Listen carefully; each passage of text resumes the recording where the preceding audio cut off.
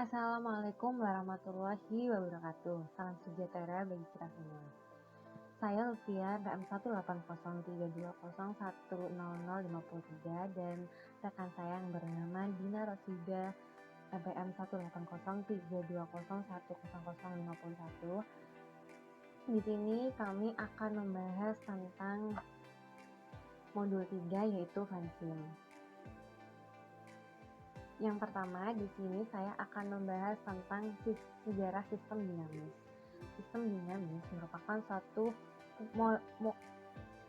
suatu metode pemodelan yang diperkenalkan oleh J. Foster pada tahun 1950-an dan dikembangkan di Massachusetts Institute of Technology Amerika. Sesuai dengan namanya, penggunaan metode ini erat berhubungan dengan pertanyaan-pertanyaan tentang sistem dinamis yang kompleks, yaitu pola-pola tingkah laku yang dibangkitkan oleh sistem itu dengan bertambahnya waktu. Oleh karena itu, itulah model-model dinamika sistem diklasifikasi ke dalam model informatif kausal atau disebut teori Light. Sistem dinamis merupakan sebuah metodologi dan teknik pemodelan matematika untuk membingkai, memahami, dan mendiskusi masalah yang kompleks.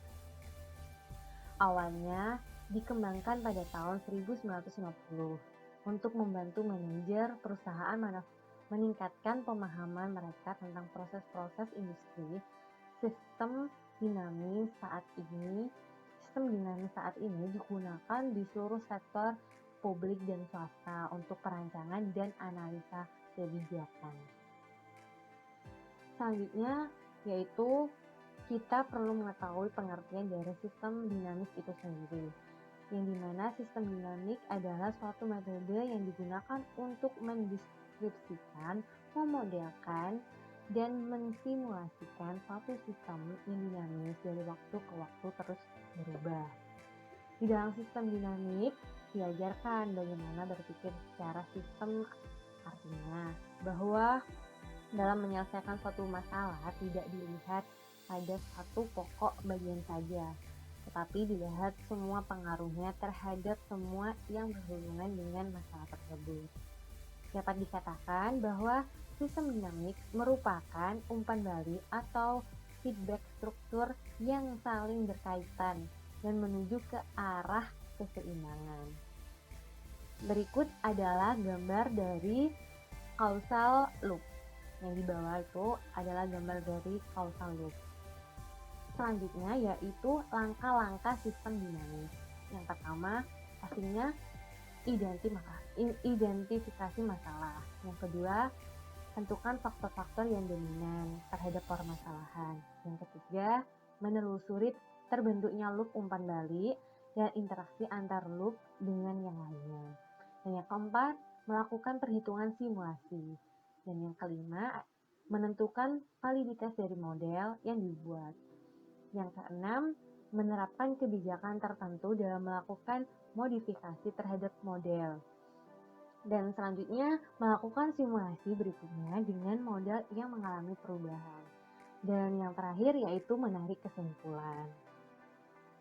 Selanjutnya, terdapat 3 aspek penting dalam melakukan simulasi yang didasari dengan sistem dinamis. Di antaranya, yang pertama yaitu mempelajari sebab akibat.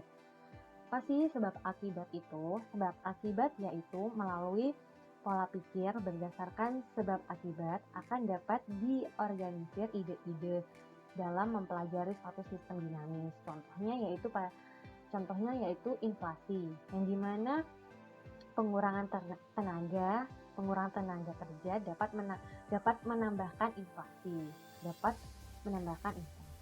Dan yang kedua yaitu umpan balik atau feedback.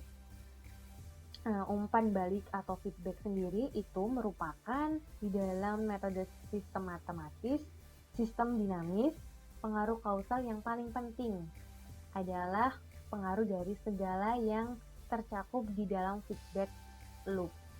Dengan adanya feedback loop ini, maka faktor-faktor atau variabel-variabel dapat direduksi sampai taraf yang manageable dan perhatian dalam lebih difokuskan kepada variabel-variabel tersebut. Di sini ada reinforcing feedback dan balancing feedback yang merupakan sifat dari umpan balik itu sendiri. Reinforcing feedback. Reinforcing feedback ini merupakan umpan balik positif yang pada dasarnya adalah umpan balik yang bisa memberikan kontribusi positif kepada apa yang kita lakukan. Dan untuk balancing feedback merupakan umpan balik negatif yang berfungsi sebagai penyeimbang yang berusaha untuk mengembalikan kondisi sistem seperti pada awalnya. Selanjutnya ada sistem batasan atau boundary system.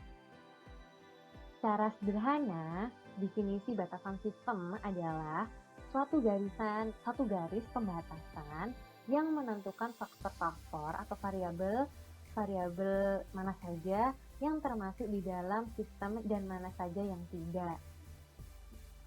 Semisal contoh membaca single negative feedback system, more complete system rule, dan lain-lain. Kita lanjut ke inti dari modul 3 yaitu software FanSim. Software FanSim ini merupakan suatu perangkat pemodelan visual yang membolehkan Anda untuk melakukan konseptualisasi, dokumentasi, simulasi, analisis, dan optimasi model sistem dinamis.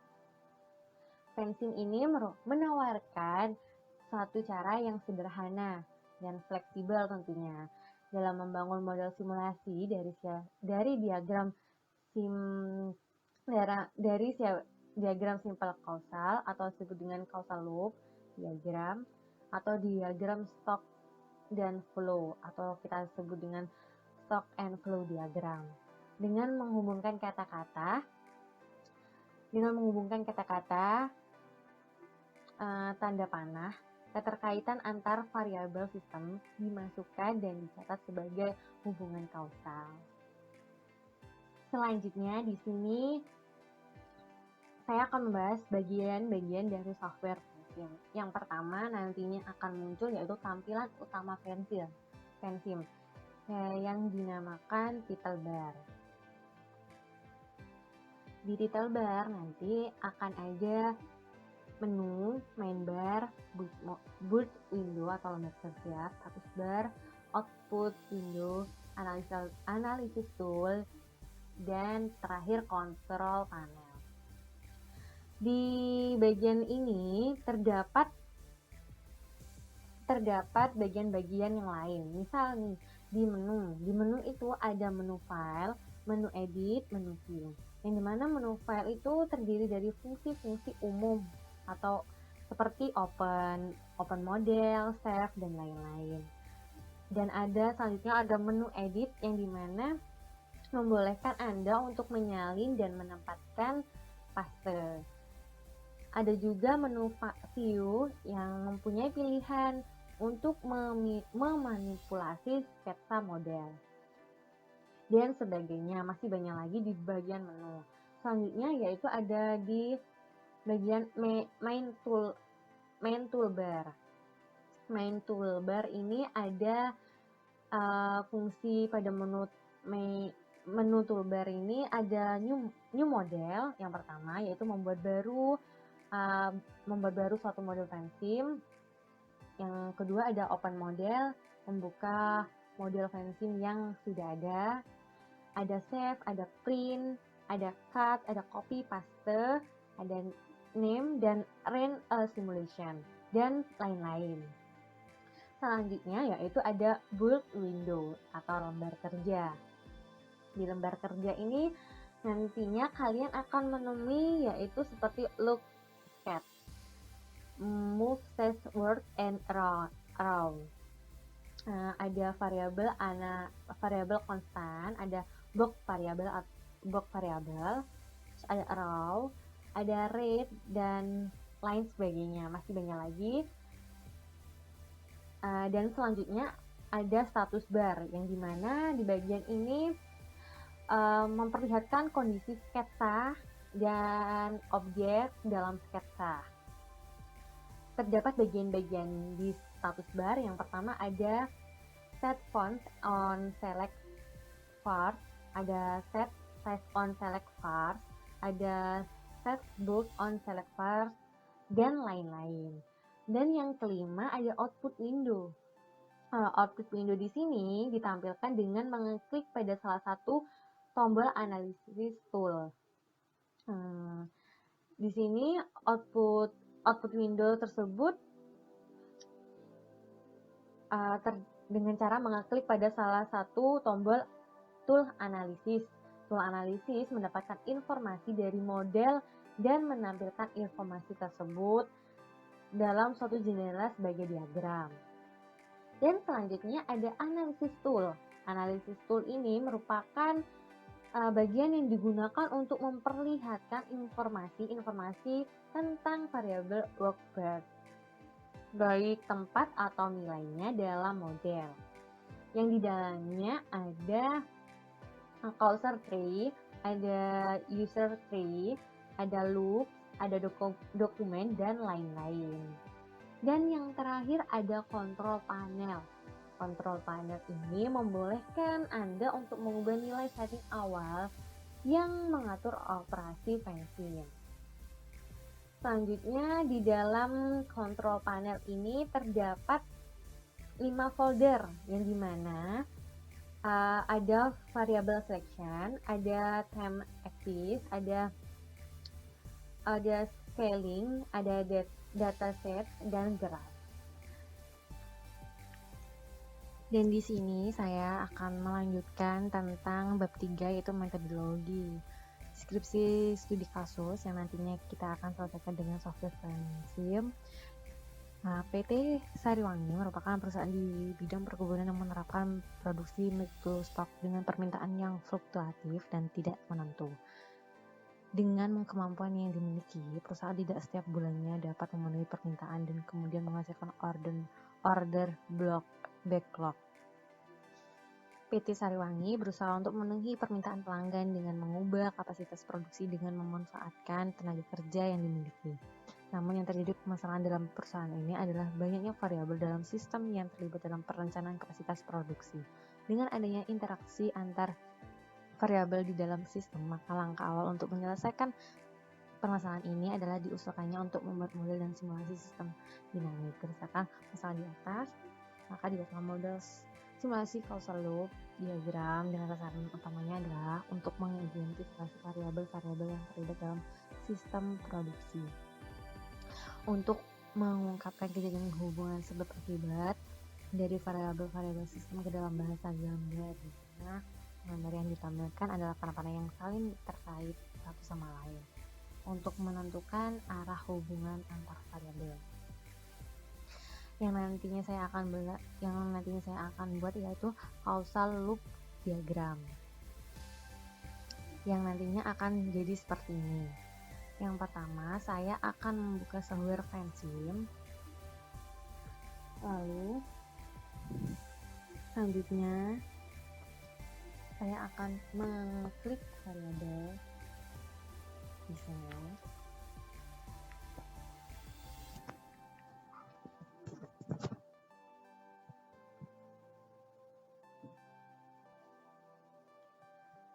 Di studi kasus yaitu produksi teh. Selanjutnya ada daerah gagal panen,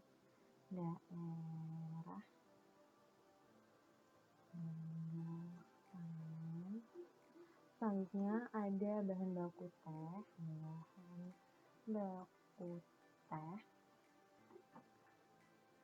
selanjutnya ada tingkat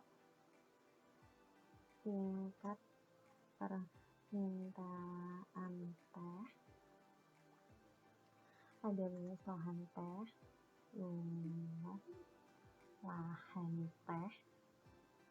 ada kapasitas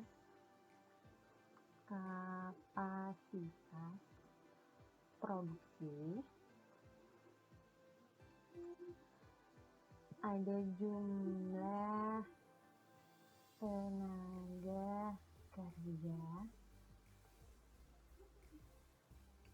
Dan di sini ada stok teh.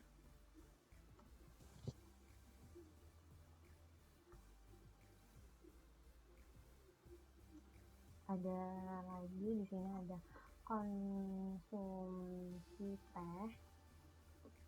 Dan selanjutnya ada harga,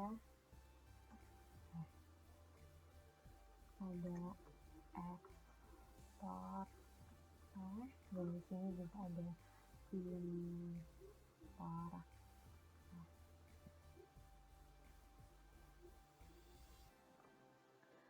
Selanjutnya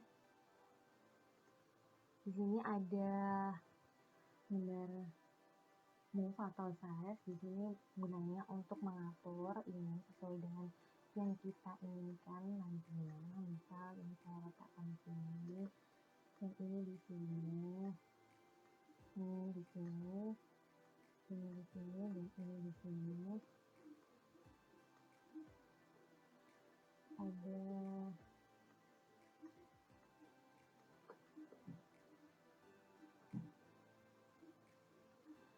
kalau sudah, saya di sini akan menghubungkan antara variabel satu dengan yang lainnya. Yang pertama, saya menggunakan tombol around, yang dimana produktivitas, yang dimana bahan baku akan berpengaruh ke produktivitas. Daerah gagal panen akan berpengaruh ke produktivitas. Tingkat permintaan teh akan berpengaruh ke produktivitas. Luas lahan teh akan berpengaruh. Di sini semua akan mempengaruhi produksi teh yang nantinya.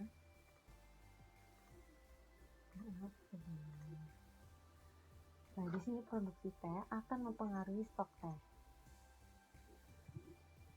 Nah, daerah gagal panen juga akan mempengaruhi stok teh. Konsumsi teh akan mempengaruhi stok teh. Harga teh akan sebentar. Nah, nantinya stok teh ini akan mempengaruhi harga teh, dan stok teh akan mempengaruhi ekspor teh, dan impor teh akan mempengaruhi stok teh. Di sini stok konsumsi teh akan mempengaruhi stok teh. Begitu juga sebaliknya, stok teh akan mempengaruhi konsumsi teh.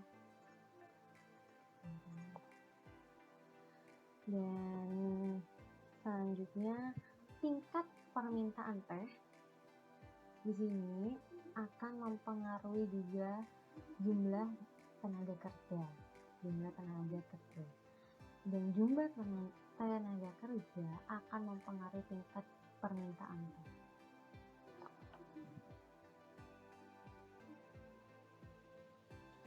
Dan selanjutnya kita akan mengatur ini sesuai dengan yang kita mau, yang kita inginkan.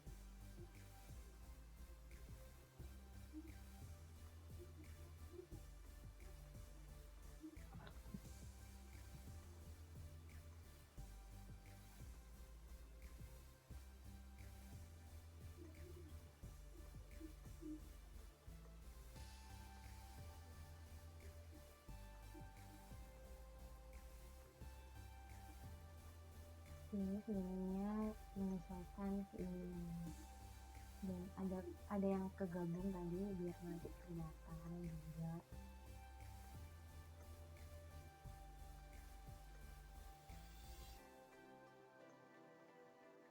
Dan di sini ada yang kelupaan. Yang pertama, kapasitas produksi akan mempengaruhi tenaga kerja, dan sebaliknya jumlah tenaga kerja akan mempengaruhi kapasitas produksi.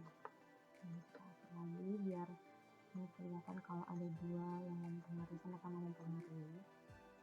Dan langkah selanjutnya kita akan mengunci set yang di sini, yaitu ada tombol kunci lock set. Kita klik, dan sebentar. Di sini saya ada yang kelupaan, yaitu memberi simbol umpan positif dan umpan negatif, yang dimana bahan baku teh akan memproduksi teh, yaitu klik kanan, Di sini bahan baku teh akan memberi umpan negatif terhadap produk kita.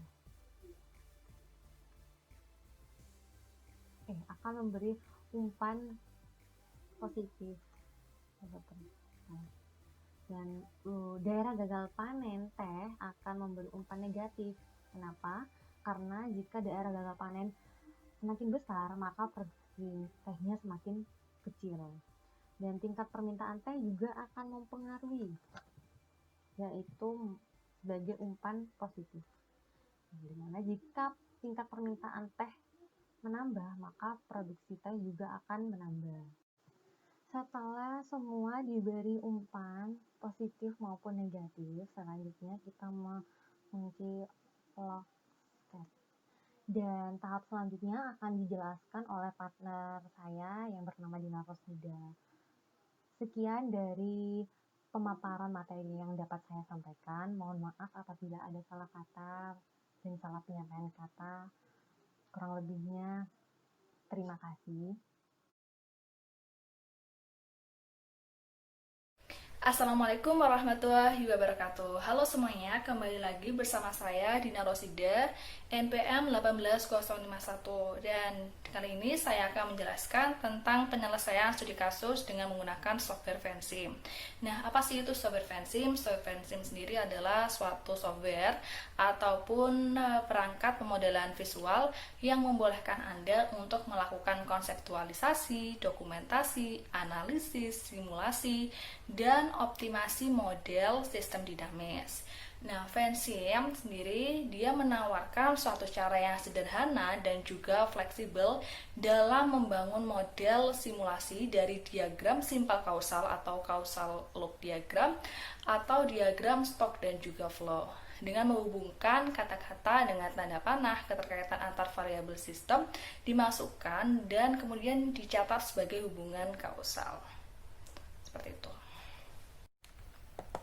Jadi saya di sini akan mengaplikasikan studi kasus produksi teh PT Sariwangi dengan menggunakan software Vensim. Jadi sebelumnya saya akan menjelaskan apa aja yang ada dalam software Vensim. Jadi pertama itu ada title bar.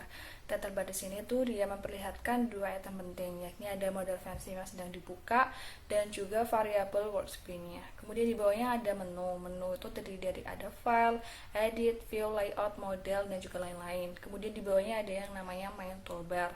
Main toolbar di sini dia menyediakan tombol-tombol yang umumnya digunakan dalam item menu dan fitur-fitur simulasi. Dan kemudian di sebelahnya ada yang namanya output file windows. Nah, output file window ini ditampilkan dengan mengeklik pada salah satu tombol analysis tool atau tool analysis. Dan kemudian di bawahnya ada yang namanya schedule. Nah, schedule di sini itu dia terdiri dari look sketch. Jadi dia digunakan untuk mengunci sketsa dan tidak dapat memindahkan objek sketsa ketika sudah dikunci. Kemudian di sebelahnya ada yang namanya move or size. Move or size di sini dia digunakan untuk memindahkan, mengubah ukuran dan memilih objek sketsa dalam lembar kerja. Kemudian di sebelahnya ada yang namanya variabel. Variabel sini adalah tentunya untuk membuat variabel baik itu konstanta, auxiliary dan juga lain-lain pada lembar kerja. Di sebelahnya ada level. Level di sini adalah membuat variabel dengan kotak pada lembar kerja. Kemudian di sebelahnya ada yang namanya arrow, yakni membuat panah lurus atau melengkung pada lembar kerja. Dan di sebelahnya ada yang namanya red. Red di sini digunakan untuk membuat konstruksi red pada lembar kerja yang terdiri dari pipa tegak lurus, suatu valve jika perlu, sumber atau sink. Dan tentunya kita akan menggunakan yang namanya equation. Equation di sini adalah membuat dan mengedit model menggunakan editor persamaan. Dan di sebelahnya ada yang namanya delete, yakni menghilangkan struktur, variabel atau komentar dari sketsa dalam lembar kerja. Nah, kita lanjut ke bagian kirinya, ada yang namanya analyze tools. Nah, analyze tools di sini digunakan untuk memperlihatkan informasi tentang variabel workspace, baik tempat atau nilainya dalam model. Dan kita gunakan adalah pembuatan grafik dan juga tabelnya. Kemudian di bawahnya di bawah paling bawah sendiri itu bernama status bar. Status bar di sini itu digunakan untuk memperlihatkan kondisi sketsa dan objek dalam sketsanya. Dan yang terakhir ada yang namanya bulk window. Bulk window itu namanya lembar kerja, digunakan untuk membuat model dalam fanzine. Seperti itu. Nah, kemudian kita akan melakukan pemodelannya. Yakni pertama kita akan melihat dulu seperti apa model yang kita gunakan, yakni kita menggunakan stock flow diagram seperti gambar di sini. Oke, kita mulai dengan new model. Nah, di sini ada initial time, kita isi tahun 2020. Jadi awal tahun pertama gitu. Dan final time-nya kita isi 2025. Jadi jangkanya adalah 5 tahun ya. Kemudian time stack-nya itu adalah 1 yang berarti berarti 2020, 2021, 2022 dan unit time-nya kita menggunakan tahun. Kemudian pertama kita klik level, kita isi dengan jumlah permintaan teh ya.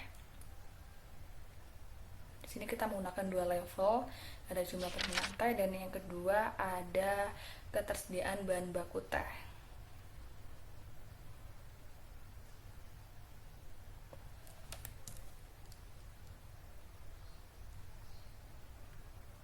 Oke.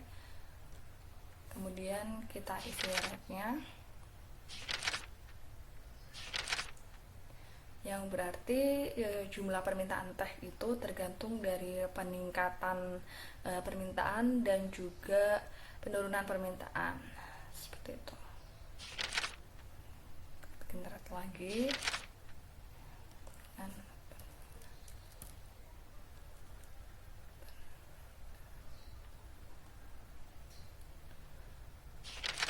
Lalu di bawahnya itu kita isi dengan luas lahan teh, dimana ketersediaan bahan bakunya itu tergantung dari luas lahan teh, kemudian daerah gagal panen dan juga impor.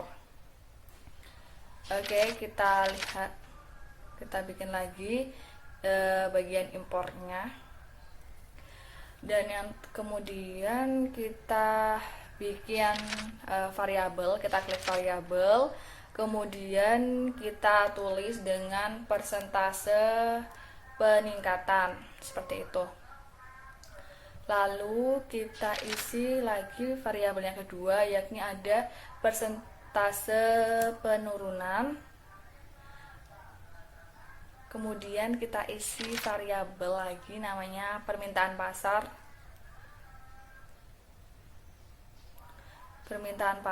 Nah, ketika sudah selesai baru kita klik row, yakni pembuatan tanda panah dengan persentase peningkatan ke dalam peningkatan permintaan. Kemudian juga persentase penurunan terhadap penurunan permintaan, jumlah permintaan terhadap ketersediaan bahan baku, permintaan pasar terhadap impor.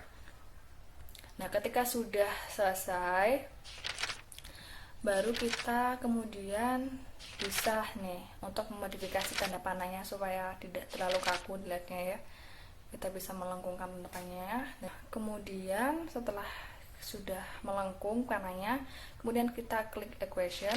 Nah, ciri-ciri ketika belum dilakukan equation adalah pada bagian level variabel itu masih berwarna hitam seperti itu. Itu berarti belum dilakukan pemasukan nilai atau pemasukan rumusnya. Kemudian kita pertama akan mengisi equation-nya di luas lahan teh. Kita isi unitnya seperti satuan, yaitu kita isi hektar. Kemudian kita kasih nilai 2000. Klik OK. Kemudian ada daerah gagal panen, kita isi hektar juga, dan equation-nya kita isi 500, yang berarti 500 hektar terjadi gagal panen, daerahnya gagal panen gitu. Kemudian persentase peningkatannya, karena dia persentase maka unitnya adalah persen. Kemudian kita isi 0,5, klik OK.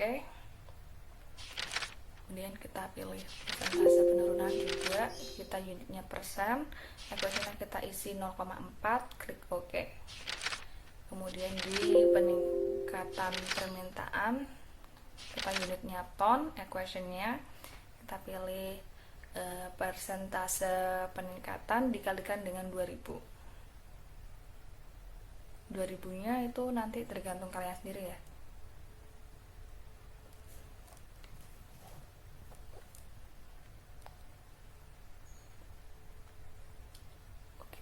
Dan juga penurunan permintaan, kita unitnya kita isi ton, equationnya kita kasih persentase penurunan dikalikan dengan 2000. Kemudian klik OK. Di jumlah permintaan tehnya, unitnya kita isi ton, kemudian equationnya sudah ditulis, initial value-nya sudah kita isi 2000. Kemudian di permintaan pasar, unitnya kita isi ton, equationnya kita isi 2000. Kemudian diimpor, unitnya kita isi ton, equationnya kita tulis permintaan pasar. Kemudian kita klik OK. Yang terakhir ada ketersediaan bahan baku teh. Jadinya kita isi ton, kemudian di equationnya nanti kita tambahkan dikurangi dengan jumlah permintaan teh. Kemudian jangan lupa initialnya value-nya kita isi 2000. Kemudian kita klik OK. Nah, kita bisa lihat semua variabel maupun levelnya sudah berwarna putih. Artinya sudah diisikan dengan equation. Kemudian kita melakukan simulasi dan klik OK. Di sini saya akan menunjukkan grafik hubungan antara ke semua variabelnya ya, baik itu daerah gagal, impor, jumlah permintaan teh, ketersediaan bahan baku dan lain-lain. Nah, kemudian saya akan menunjukkan grafik dari jumlah permintaan teh terhadap ketersediaan bahan baku teh yang akan kita masukkan ke dalam laporannya. Yang biru itu berarti jumlah permintaan teh, yang merah berarti ketersediaan bahan baku teh. Kemudian kita bisa lihat di lapres, kita masukkan dan kita analisis. Dari gambar tersebut kita ketahui bahwa pada tahun 2020 sampai 2025 ketersediaan bahan bakunya itu dapat memenuhi semua permintaan yang ada dikarenakan adanya jumlah permintaan teh dan ketersediaan bahan bakunya yang konstan. Nah, kemudian kita akan membuat tabel dari seluruh variabel tersebut. Nah, dari variabel nanti itu kita masukkan ke dalam laporan juga. Di sini ada ketersediaan bahan bakunya seperti itu. Nah, kita masukkan ke dalam laporannya dan kita analisis nih. Di analisa table time pada tahun 2021 ketersediaan bahan baku itu didapatkan dari ketersediaan bahan baku teh tahun 2020 ditambah luas lahan teh tambah dengan impor senilai 2000, kemudian dikurangi jumlah permintaan tehnya senilai 2000 dan dikurangi daerah gagal panen senilai 500 sehingga dihasilkan 3.500 ton. Berlaku juga pada tahun 2022 sampai pada tahun 2025. Kemudian kita akan melanjutkan dalam verifikasi dan validasi. Verifikasinya yakni model yang telah dibuat kemudian diverifikasi apakah terjadi error ataupun tidak. Bila model yang ada terjadi error, maka logika dari simulasi yang dibuat belum sepenuhnya benar. Model yang mengalami error harus memulai pembuatan model awal simulasi. Adapun hasil running model yang telah dibuat pada 3 area pendistribusian ditunjukkan pada gambar di bawah dan terlihat bahwa model tersebut bebas dari error sehingga model telah memenuhi tahap verifikasi. Seperti itu. Kemudian ada tahap validasi, yaitu pertama adalah dengan melakukan perbandingan rata-rata atau mean comparison dengan rumus E1 sama dengan S min A dibagi dengan A, di mana S-nya itu adalah nilai rata-rata hasil simulasi dan A nilai rata-rata data. Nah, ketika model tersebut dianggap valid apabila memiliki nilai E1 kurang dari sama dengan 5%. Yang kedua adalah melakukan perbandingan variasi amplitudo, yaitu E2 sama dengan SS dikurangi SA dibagi SA.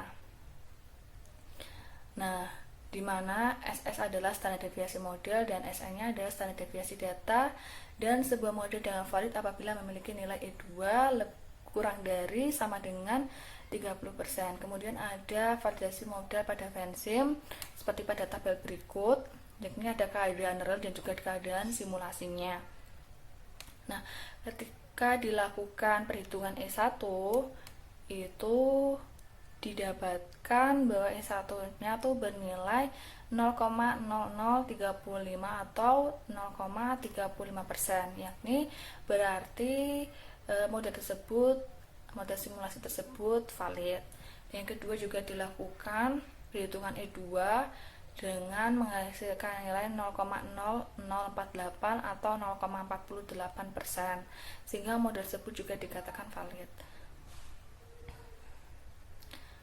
Seperti itu. Dan yang kemudian dilakukan analisa output, yakni pada Vensim. Pada hasil output diketahui pada tahun 2021 total ketersediaan bahan baku teh sebesar 3.500 ton, dan begitu seterusnya.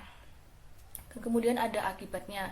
Berdasarkan hasil output yang dihitung, diketahui bahwa ketersediaan bahan baku teh lebih banyak dibandingkan jumlah permintaan teh yang menyebabkan tumpukan bahan baku di gudang.